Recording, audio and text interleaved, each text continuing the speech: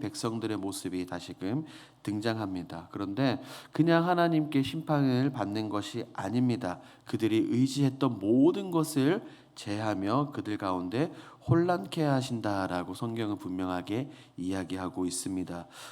도대체 왜 무엇 때문에 백성들은 이런 아픔과 고통을 당하는 것일까? 우리가 무엇을 느끼고 적용할 수 있는지 오늘 본문을 함께 살펴보겠습니다. 내용 관찰 1번입니다. 이사야는 하나님께서 남유다가 의지하는 무엇을 제거하신다고 말합니까? 우리가 읽지는 않았지만 여러분들이 기도로 준비하시면서 읽었던 이 1절에서 3절까지 말씀을 보면 백성들이 의지했던 것들이 굉장히 많이 등장합니다. 눈으로 보십시오.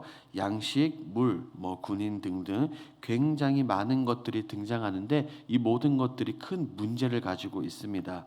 더욱이 또한 이어서 복술자, 요술자를 말하고 있죠. 이것은 하나님이 아닌 우상 숭배하는 자들을 뜻합니다.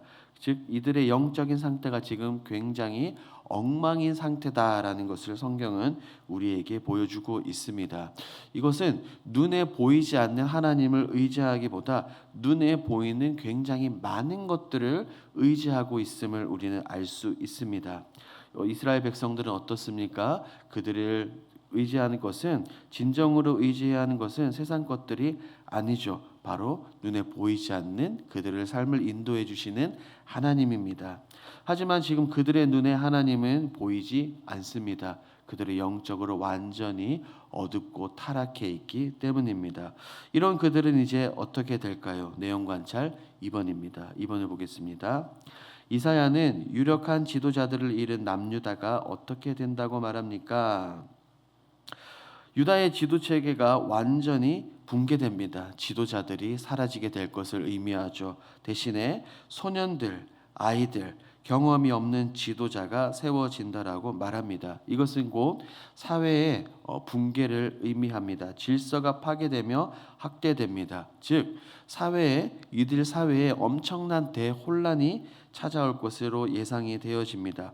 완전한 무질서 상태에 빠지게 된다라는 것을 성경은 우리에게 말합니다. 그렇다면 왜 지금 백성들은 그들의 이런 아픔과 혼란, 사회적인 무질서를 경험하게 되는 것일까요? 3번 연구와 묵상을 살펴보겠습니다. 부유하던 남유다는 왜 의지하던 모든 것을 잃고 혼란을 겪게 됩니까? 백성들은 지금 대혼란에 빠질 위기에 처했습니다. 그것은 분명한 이유가 있습니다. 우리 8절 말씀을 함께 더 읽도록 하겠습니다. 8절입니다. 시작. 예루살렘이 멸망하였고 유다가 엎드러졌으면 그들의 언어와 행위가 여호와를 거역하여 그의 영광의 눈을 범하였음이라. 8절은 분명하게 그 이유를 우리에게 설명해 주고 있습니다. 그들은 하나님께 순종하지 않았습니다.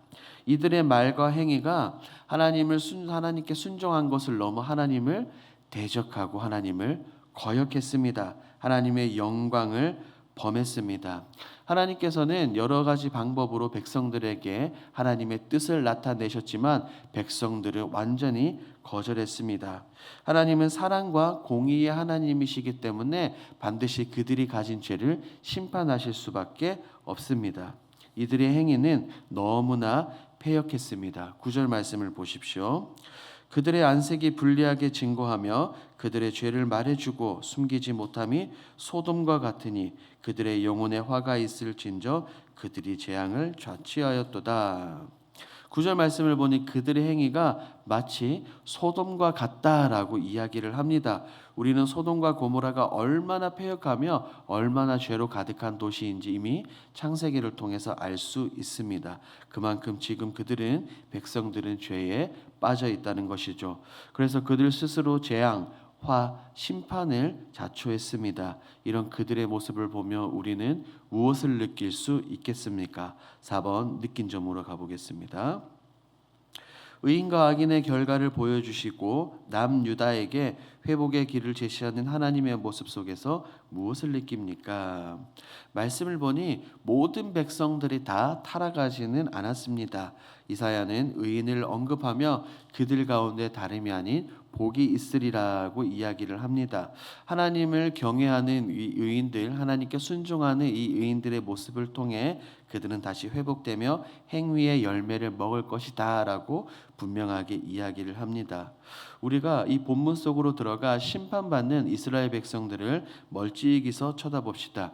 그들의 모습을 보며 우리가 반드시 깨달아야 될 것은 우리는 그들의 길을 따라서는 안 된다는 것이죠. 그들을 인도해 주신 하나님을 경외하지 않고 눈에 보이는 것들, 우상 숭배, 하나님의 영광을 가리고 하나님의 뜻을 거스르는 이 백성들의 모습을 우리는 반드시 반면교사 삼아야 합니다. 그리고 무엇보다 의인이 되기 위해서 노력해야 되는 줄 믿습니다. 소돔과 고모라가 왜 망했습니까? 그들 가운데, 그 도시의 가운데 있는 죄가 문제이기도 했지만 근본적으로 그 도시에는 하나님이 찾으시는 의인이 한 사람도 없었기 때문입니다. 의인을 회복시켜 주시며 복을 주시는 이 하나님의 모습을 통해 우리는 공의의 하나님도 느낄 수 있지만 사랑의 하나님도 느낄 수 있습니다. 이런 사랑의 하나님을 꼭 기억하시고 사랑의 하나님을 붙드시는 저와 여러분들이 되길 주님의 이름으로 축복합니다. 5번 보겠습니다. 행한 대로 보응을 받는다는 말씀에서 내가 찔림을 받는 죄의 영역은 무엇입니까? 먼저 지금 나의 행동, 내 삶의 방향, 나의 걸음이 하나님의 마음을 시원하게 하고 있는지 먼저 돌아보면 좋겠습니다. 백성들의 행동은 하나님의 마음을 시원케 하는 것이 아니라 하나님의 마음을 아프게 했습니다. 내 생각과 내 뜻, 내가 원하는 대로 이루어지지 않았기 때문이죠. 만약에 내 삶에, 우리들의 삶에 있어서 불순종하는 모습들은 무엇입니까? 혹여나 여러분들이 생각했을 때 여러분들의 행동이 하나님의 마음을 아프시게 하는 그런 행동들을 하셨습니까?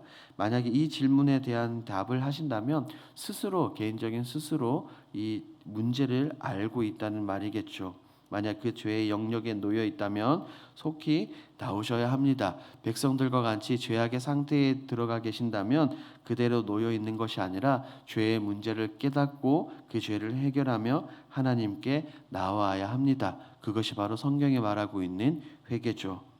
백성들은 스스로 범죄함을 깨닫고 분명하게 깨닫고 있었지만 그들은 돌이키지 않았습니다. 그들은 회개하지 않았습니다. 그렇기 때문에 공의의 하나님께서 그들을 심판하실 수밖에 없었습니다. 모든 것이 파괴되는 심판을 받습니다. 우리는 신약 성경에 나오는 바리새인과 같이 나아가는 것이 아니라 세리처럼 가슴을 치며 하늘을 우러러보며 자신의 죄를 하나님께 들고 나아가야 될 줄 믿습니다. 그럴 때 하나님께서는 우리의 죄를 다시 회복시켜 주실 줄 믿습니다. 5-1번을 보도록 하겠습니다. 공의의 하나님을 믿으며 의의 열매를 먹기 위해 무엇을 결단하겠습니까? 이 질문을 보고 지금 내가 서 있는 자리가 어떤 자리인지 한번 돌아보겠습니다. 지금 나는 죄의 영역에 있습니까? 아니면 의의 영역에 있습니까? 그리고 무엇보다 하나님을 가까이 하십시오. 의인은 죄를 멀리하고 하나님을 가까이 합니다. 또한 가지고 있는 죄의 문제를 반드시 내려놓아야 합니다. 본문에서 이스라엘 백성들은 눈에 보이는 세상 모든 것들을 의지했지만 내가 의지하는 세상 모든 것들은 언젠가는 사그러지고 언젠가는 없어질 것들입니다. 푸른 마르고 꽃은 시드나 우리 하나님의 말씀은 영원한 줄 믿습니다. 영원히 변치 않으시는 이 하나님만 바라보시고 의지하시고 의인의 길로 달려가십시오. 또한 시편 1편에서 말하고 있는 복 있는 사람이 되십시오. 그렇게 되기 위해서는 의인이 되기 위해서는 하나님의 말씀을 주야로 묵상해야 됩니다. 이것이 의인의 삶이며 의의 열매를 먹는 것입니다. 이렇게 죄와 멀리하시고 의인의 삶을 살아가는 저와 여러분들이 되길 주님의 이름으로 축복합니다. 아멘. 이 시간 우리가 함께 기도